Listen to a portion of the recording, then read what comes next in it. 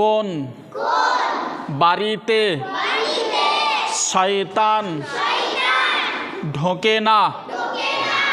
জবাব, প্রিয় নবীজি সাল্লাল্লাহু আলাইহি ওয়াসাল্লাম বলেন, যে ঘরে সূরা আল বাকারা পড়া হয় সে ঘরে শয়তান প্রবেশ করতে পারে না।